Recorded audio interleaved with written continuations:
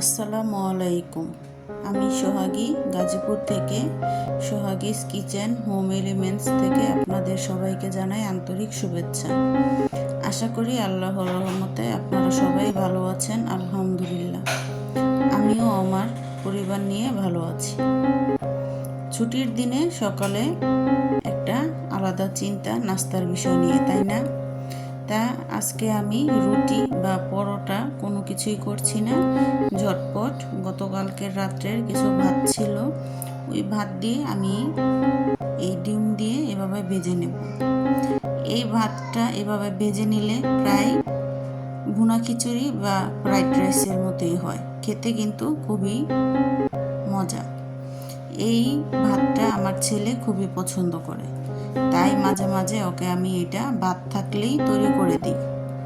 কোনো ঝামেলা নেই, খুবই আরামের একটি নাস্তা তৈরি করা যায়। আমার কিন্তু ছুটি না, ছুটি বাচ্চাদের।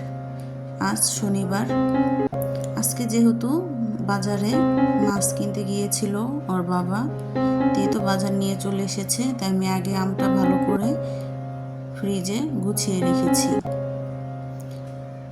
আর এদিকে আমি যে সবজি এনেছে ওগুলো ফ্রিজে রেখে দিলাম।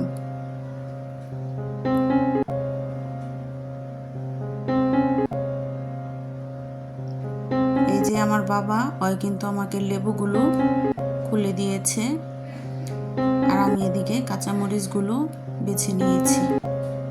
এভাবে কাঁচামরিচটা বোটা ফালিয়ে পরিষ্কার করে রাখলে অনেক দিন ভালো থাকে। আর আজকে যেহেতু বাসায় ছুটির দিন, মাছ নিয়ে এসেছে বাজার থেকে।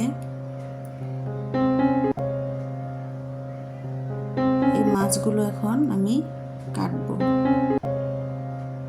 আমি নিজেই মাছ কাটতে পছন্দ করি। বাজার থেকে কেটে আনলে অনেক সময় মনের মতো পিস হয় না বা ঠিকভাবে মাছ পরিষ্কার করা যায় না, তাই কষ্ট হলেও আমি নিজেই মাছটা কাটি। এই যে মাছগুলো আমি কেটে নেব, আর আলু পেঁয়াজগুলো কাঁচিতে ঢেলে রাখবো। আগে যে আলু পেঁয়াজগুলো ছিল ওগুলো আমি তুলে রেখেছি, আর এখন যেগুলো নিয়ে এসেছি এগুলো ঢেলে রেখেছি।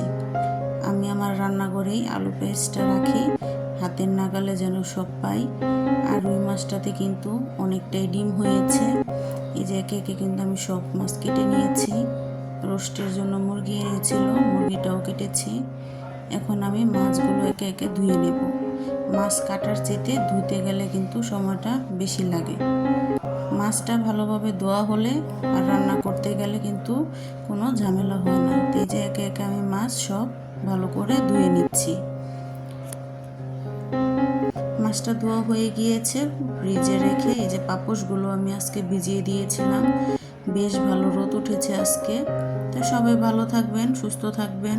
আল্লাহ হাফেজ, আসসালামু আলাইকুম।